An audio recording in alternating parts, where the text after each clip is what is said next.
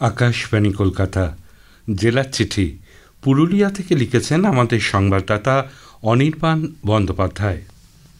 তৃতীয়বার মোদী সরকার গঠনের পর প্রথম পূর্ণাঙ্গ বাজেট নিয়ে পুরুলিয়ার মানুষের মধ্যে ছিল বিপুল উৎসাহ।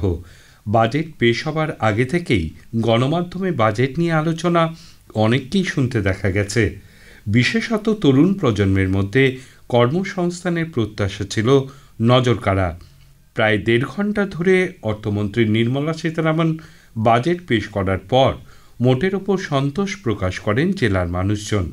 এবার কর্মসংস্থানের উদ্দেশ্যে নতুন ধরনের বেশ কয়েকটি প্রকল্প নিয়ে রীতিমতন উচ্ছ্বসিত হতে দেখা যায় তরুণদের। বিশেষত ইন্টার্নদের জন্য যেভাবে উৎসাহ দেবার কথা বলা হয়েছে এবং একই সঙ্গে অর্থ বরাদ্দ করা হয়েছে, তাতে কর্মসংস্থান বাড়বে বলে মনে করছেন তারা। আয়করের ক্ষেত্রেও স্ট্যান্ডার্ড ডিডাকশন ৫০,০০০ থেকে বেড়ে ৭৫,০০০ টাকা হয়ে যাওয়ায় স্বস্তি প্রকাশ করেন চাকুরিজীবী মধ্যবিত্ত। মহিলাদের জন্য বেশ কিছু উদ্যোগ থাকায় কেন্দ্রীয় বাজেটকে স্বাগত জানান তারাও। জুলাই মাসের বেশিরভাগ পার হয়ে গেলেও পুরুলিয়া জেলা জুড়ে বর্ষার ঘাটতি রয়েই গেছে।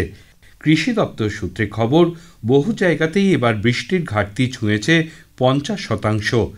জেলায় ধান চাষের ক্ষেত্রেও চরম সমস্যায় পড়েছেন কৃষকরা। মাঝারি এবং উঁচু জায়গায় থাকা জমিগুলিতে এখনও সেভাবে বীজ বপন করা যায়নি। ফলে জেলায় এবার সম্পূর্ণভাবে ধান লাগানো যাবে কিনা তা নিয়েও দেখা দিয়েছে সংশয়। পুরুলিয়া জেলায় সেচ সেবিত জমির পরিমাণ খুবই কম, তাই এখানে চাষের জন্য বৃষ্টির জলই বড় ভরসা। জেলার সবথেকে বড় অর্থকরী ফসল হল আমন ধান। বর্ষার ওপর নির্ভর করেই এই ধান চাষ করেন কৃষকরা। ফলে ধান কম উৎপাদিত হলে আর্থিকভাবে সমস্যায় পড়বেন তারা। যদিও কৃষি দপ্তর এখনও আশা ছাড়ছে না। কৃষকদের কম জলে উৎপাদন হয় এমন ধানের বীজ লাগানোর পরামর্শ দেয়া হচ্ছে। একই সঙ্গে বিকল্প চাষ নিয়েও চিন্তাভাবনা করছেন কৃষি আধিকারিকরা। একটি পূর্ণাঙ্গ বিমানবন্দর নিয়ে পুরুলিয়ার মানুষের রয়েছে দীর্ঘদিনের দাবি। এ নিয়ে দীর্ঘদিন ধরেই আশ্বাস দেওয়া হয়েছে সরকারি স্তরে। অবশেষে পূর্ণাঙ্গ সার্ভের কাজ শুরু হলো জেলার বিমানবন্দরের। পুরুলিয়া শহর থেকে প্রায় ৭ কিলোমিটার দূরে ছড়রায় এয়ারপোর্ট নির্মাণ নিয়ে প্রত্যাশা এখন তুঙ্গে। ব্রিটিশদের সময় থেকেই এখানে পরিত্যক্ত অবস্থায় রয়েছে একটি এয়ার স্ট্রিপ।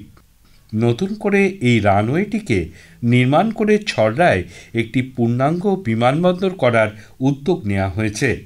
রাইটস করছে সার্ভের মূল কাজ। পর্যবেক্ষণ করছেন রাজ্য সরকারের বিমান ও আকাশপথ পরিবহন পরিকাঠামো উন্নয়নের দায়িত্বে থাকা আধিকারিক মানস গোস্বামী। বিমানবন্দর নিয়ে আশা প্রকাশ করে তিনি বলেন, প্রাথমিকভাবে অনেক কিছুই উপযোগী রয়েছে এই এলাকায়। দ্বিতীয় বিশ্বযুদ্ধের সময় যে এয়ার স্ট্রিপটি তৈরি হয়েছিল তা লম্বায় ৬,৫০০ ফুট এবং চওড়ায় ৩০ মিটার।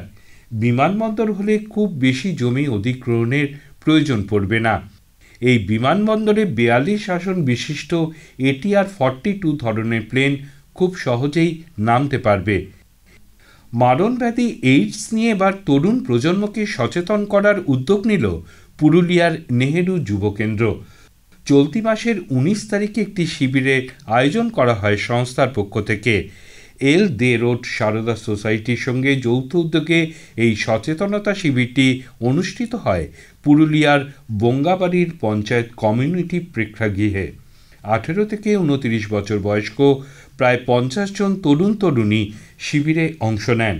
এইডস নিয়ে বিস্তৃত তথ্য দেন বক্তারা। সচেতন করা হয় পুষ্টি নিয়েও। আবেগপূর্ণ পরিবেশে বিদায় সম্বর্ধনা অনুষ্ঠান হল পুরুলিয়ার সিধু কানু বিরসা বিশ্ববিদ্যালয়ের সাংবাদিকতা বিভাগে। গত ১২ই জুলাই সাংবাদিকতা বিভাগের ৪র্থ সেমিস্টারের পড়ুয়াদের বিদায় জানান দ্বিতীয় সেমিস্টারের ছাত্রছাত্রীরা। অনুষ্ঠানে উপস্থিত ছিলেন সাংবাদিকতা বিভাগের অধ্যাপকরাও। এদিন বিদায়ীদের হাতে স্মারক উপহার তুলে দেন জুনিয়ররা। সবাই মিলে পরিবেশন করেন সুন্দর সাংস্কৃতিক অনুষ্ঠান। জেলার চিঠি শেষ হল। পুরুলিয়া থেকে পাঠিয়েছেন আমাদের সংবাদদাতা অনির্বাণ বন্দ্যোপাধ্যায়।